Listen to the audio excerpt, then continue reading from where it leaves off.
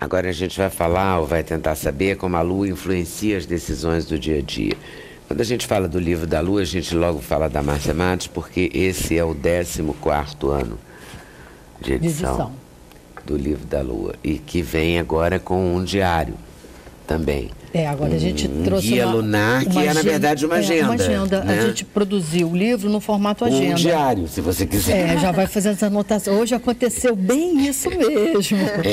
É muito interessante. A Lua tem essa importância mesmo na vida da gente? A Lua, ela tem uma importância, assim, primeiro coletiva, no sentido de que ela rege, assim, os humores, né, das pessoas. Então, as pessoas, quando elas funcionam, elas atuam como marés humanas, como bando, elas estão muito sob a influência da Lua. Então, a gente diz que ela influencia o humor coletivo. Então, a gente vê dias que está todo mundo mais irritado, mais impaciente, 2 dias, 3 dias depois, todo mundo mais dócil, mais doce, mais afável, né? Os lugares mais cheios, os lugares mais vazios, eventos com mais adesão de público, eventos mais vazios.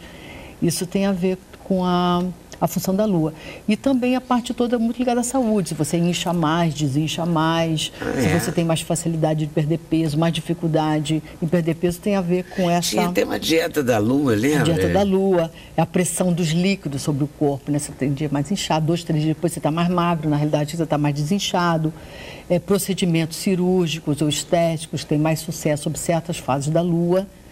E tem também... E é uma assim, dá para generalizar, não?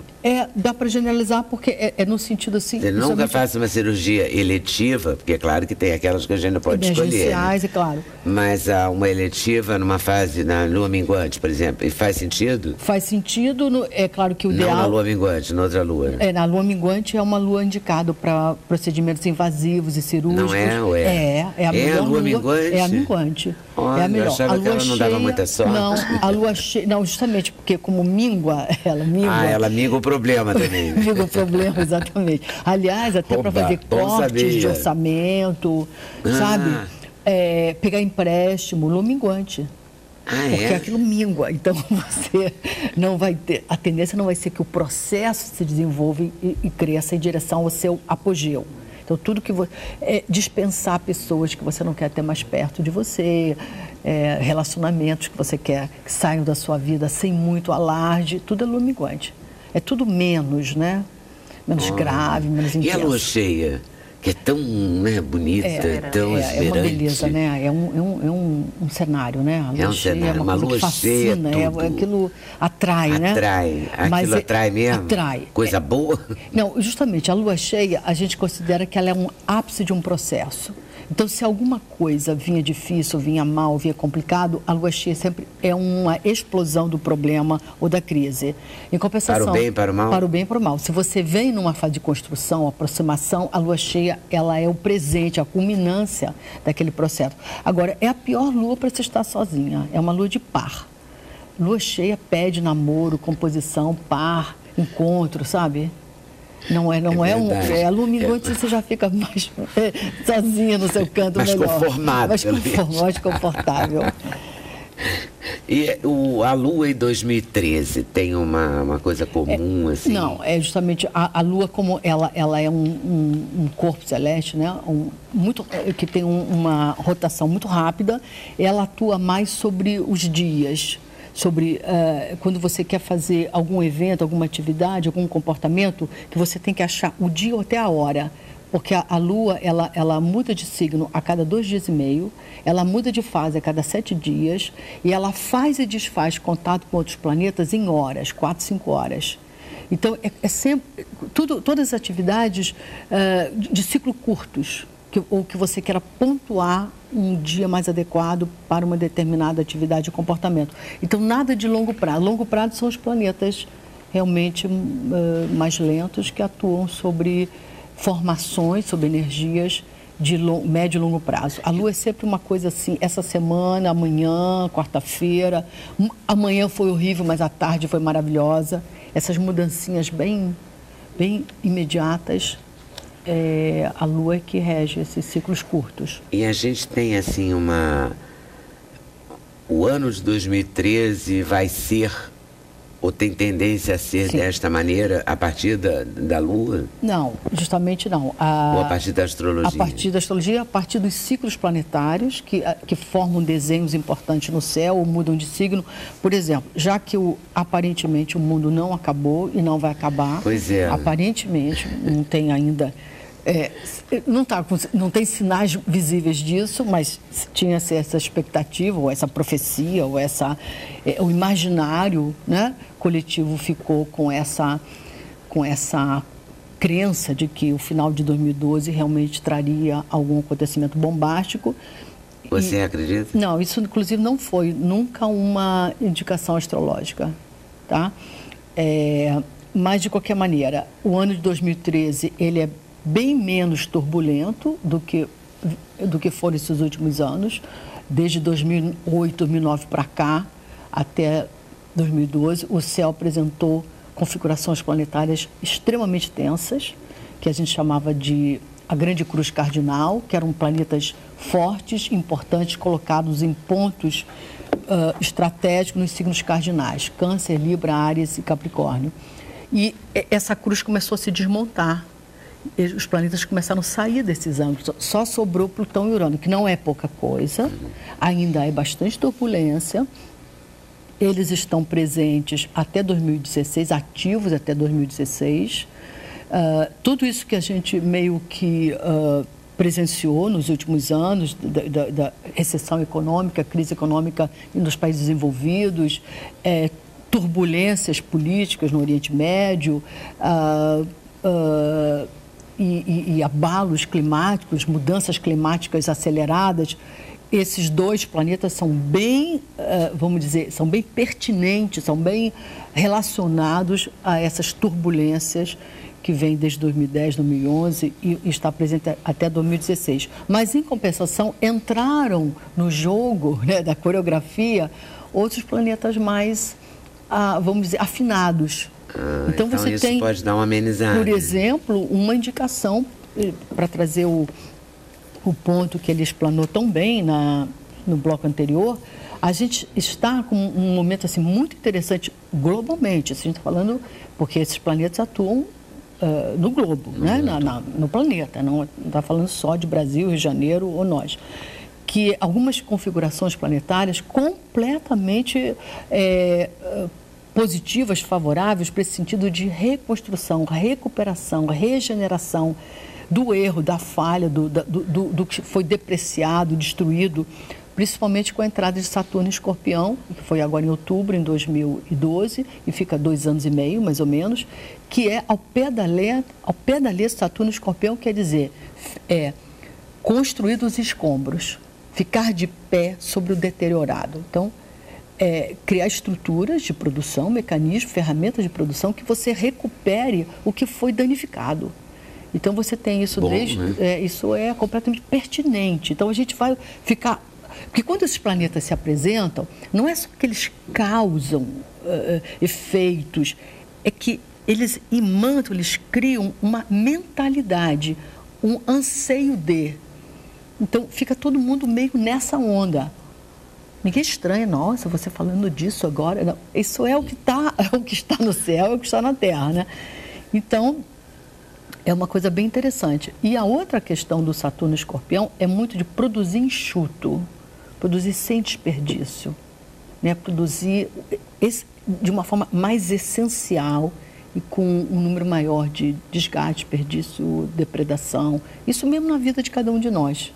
Não é só em relação a grandes corporações ou grandes empreendimentos. Na vida de cada um de nós. Também é uma boa medida. É uma boa medida, coisa do mais enxuto. E a outra coisa bacana do Saturno Escorpião é que só fica de pé o que estiver muito bem fincado, muito bem, profundamente enraizado.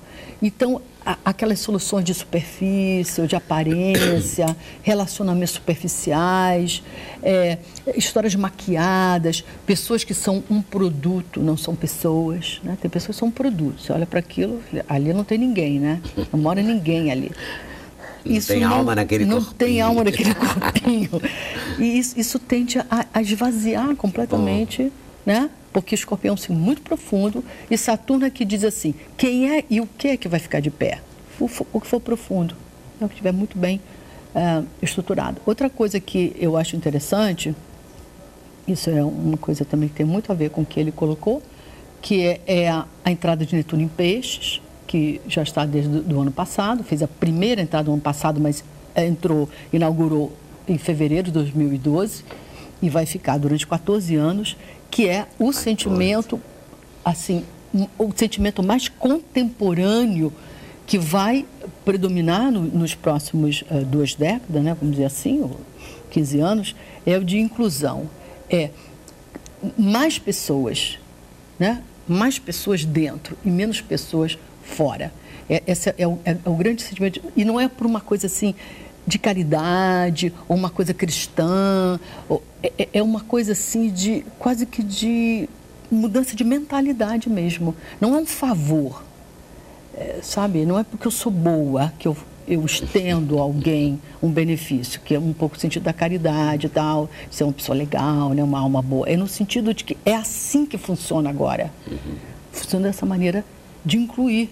Então, se você quiser resolver um problema no seu bairro, é que mudou. O jeito de ser, o jeito de pensar. Se você quer resolver uma coisa no seu prédio, uma coisa no seu bairro, uma coisa na sua família, você não vai poder resolver isso sozinho. Você tem que incluir.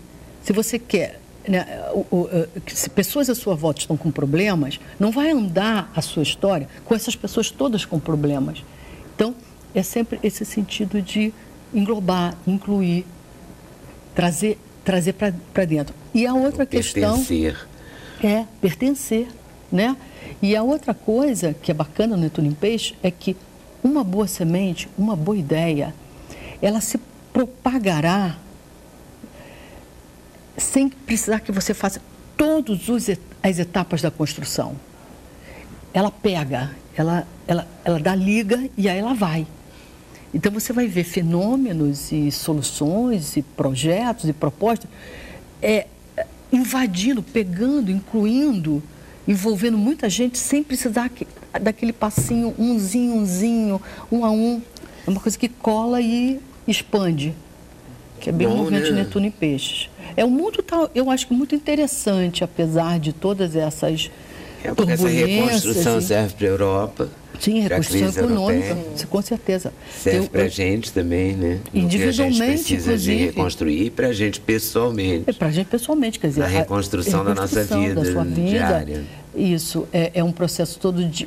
A combinação Saturno-Plutão é uma combinação que fala não só de um processo de recuperação econômica e de reoferta de empregos, principalmente em países onde houve um achatamento muito grande da oferta de emprego, mas principalmente é uma indicação de que nenhum grande e vasto problema é inadministrável. Essa é a grande combinação Saturno-Plutão.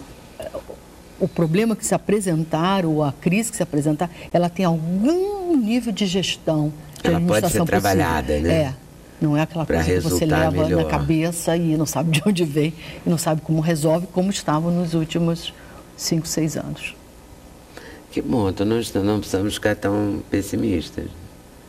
Podemos arregaçar as mangas e tentar. Né? Entender bem esse processo, o que está acontecendo no mundo, o que é pedido de cada um. Agora, o que continua é essa turbulenta combinação de Urano-Plutão. Eles dois não são brincadeira, estão numa quadratura. É que dá muitas vezes essa impressão de que o mundo está de perna para o ar, né? Esses conflitos, essas crises e conflitos em áreas onde haja muita opressão, eles são planetas que projetam movimentos libertatários, desopressores. Eles estavam no céu no final da década de 60, 68, 69, quando o mundo também estava vivendo uma grande turbulência no sentido de movimentos de libertação, desopressão, e dá uma coisa que aí a gente tem que tomar cuidado, cada um de nós, na vida particular de cada um de nós. Urano quadrado Plutão, ao pé da letra, quer dizer o seguinte: as coisas se agravam muito rapidamente. Então, se você tem uma situação qualquer que se apresenta na sua vida, pessoal, de saúde, financeira, na empresa, na família, não faz aquele corpo mole, não. Ataca logo, porque muito rapidamente a pólvora alastra.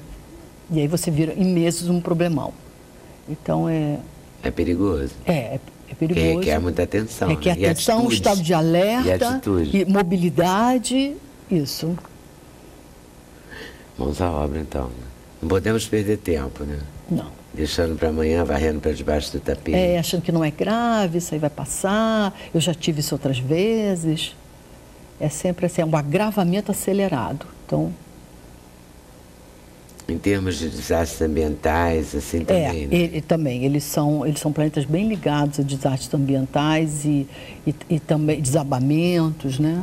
Deslizamentos, desabamentos, acidentes ligados a áreas de energia, de contaminação, né? E explosão. Eles são bem perigosinhos. E eles estão até 2016 ativos. Então, temos que... É preciso prestar atenção neles e na gente. E na gente. Tá certo. Volta aí já. Intervalo de novo? A gente já volta. Sem Censura no programa da TV Brasil. Esses intervalos são bons porque vão de pão de queijo a corte de cabelo. Assim, amplo. Eu escutei a Maria Silvia falar e resolvi perguntar do corte de cabelo. Então, a Márcia Matos vai explicar, porque tem macete. Quer dizer que aquele negócio de cortar cabelo na minguante não é legal mesmo. A minguante ela é boa para cortar cabelo. Quem tem o cabelo muito cheio e fica tentando, na cheia e na minguante, e fica tentando somente que o cabelo tenha uma aparência mais, menos volumosa, para menos volume. Tá. E também para quem corta cabelo curto, porque o cabelo curto tem que durar, porque senão ele sai logo do corte, ele perde corte. Então, é o chamado prejuízo. Você corta o cabelo curtinho, daqui a pouco ele sai do corte. Então, essa é uma boa para lua minguante. E também para tudo que você quiser justamente depilar, o contrário, que o cabelo não cresça ou demore a crescer. Você faz depilação, sobrancelha, o que seja. Minguante. Né? Minguante. O corte da crescente para cheia é que ele cresce robusto, ele cresce com volume. Crescente para cheia. E aí a gente pega, porque a lua não fica 3 dias? 7 dias. 7 dias. Então, da crescente para cheia. O primeiro dia da crescente até... Os 3 primeiros dias da crescente são os mais vigorosos para isso.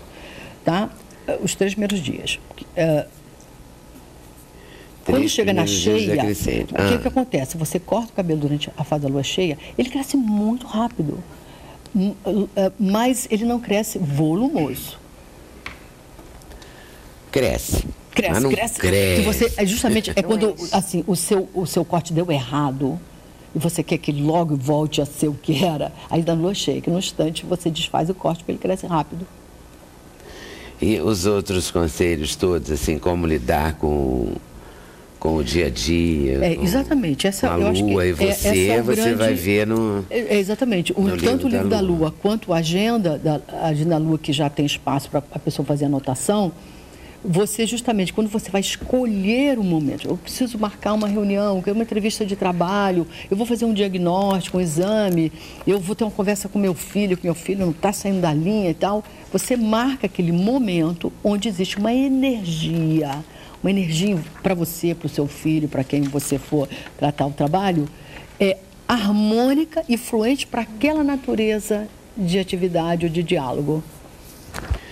E esse é o livro da lua para você consultar no seu dia a dia mesmo. No seu dia a dia. E também tem as previsões para os signos, no início do livro, como é que está cada signo para o ano, que é a parte que as pessoas efetivamente mais gostam.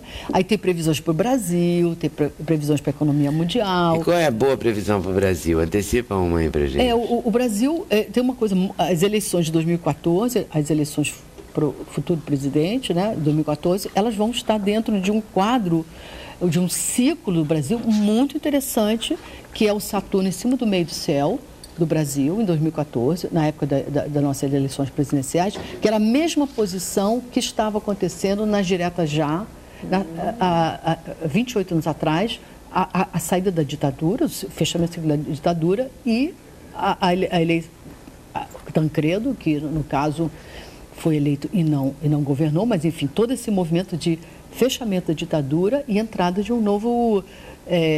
um novo tempo. Um novo tempo, um novo marco, é um marco histórico do ponto de vista político, do ponto de vista de eleição de governante. Bem na época das nossas eleições presidenciais. Então, acho que vem alguma coisa bem diferente aí.